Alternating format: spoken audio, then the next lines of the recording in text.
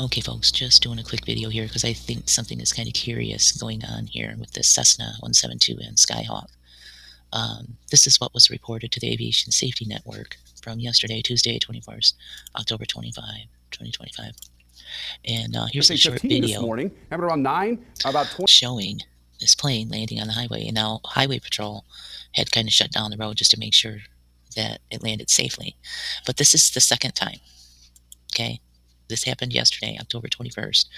Northbound I-15 is open again south of Moapa after a small plane made an emergency landing this morning. No injuries. The plane is being repaired on the shoulder. Please drive carefully in the area, okay? So apparently he had some engine trouble.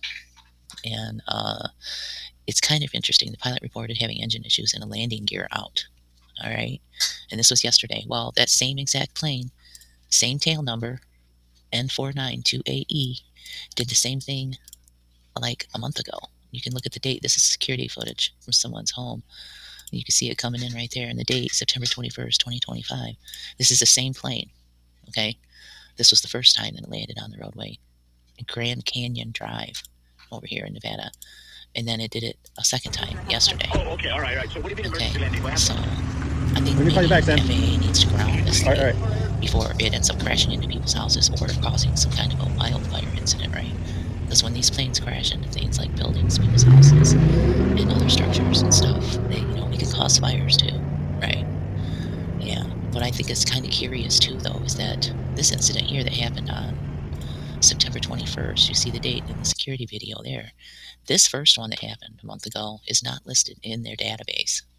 Okay, you can go through September 21st. There's a Cessna Skyhawk, but this was in Arkansas where this one took place. Different tail number, but same type of a plane. And this one was built in 1958. The other one was 1978, so it's got some age on it.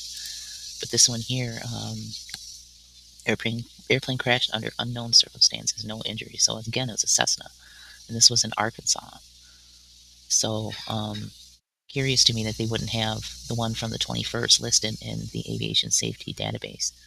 It's not listed. The one that landed here in this video back on September 21st is not in their database. So I went ahead and I submitted, the information for it to have added to the database. But this one is, though, from yesterday, and it's the same exact plane, same tail number, everything. And it says here, maneuvering, air show, firefighting, agricultural operations. So this is like a crop duster setup too, that landed on the I-15 near Las Vegas, Nevada. So I don't know. I just think that it's kind of curious. This was listed from Tuesday, September 23rd, a UAV, U.S. Air Force, near Area 51. An incident involved a military aircraft, possibly a UAV near Area 51. The FAA issued restrictions for the airspace around the incident area. So it's kind of curious to me. Just some curious information. And the fact that they left this first incident from September 21st out of the Aviation Safety Network database, and then a month later, the same plane does the same thing where it lands on one of our local highways.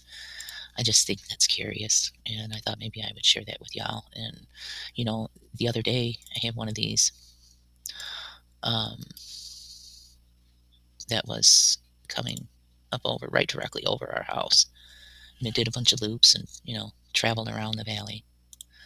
You can see it here. Right here is where it went, come right directly over our house. We're right down in here. And I mean, it was right square over our house at a little over 4,000 feet. That's what made me open up the flight tracker radar. But it does a bunch of loops there and does a couple more loops to the northwest of our location as well.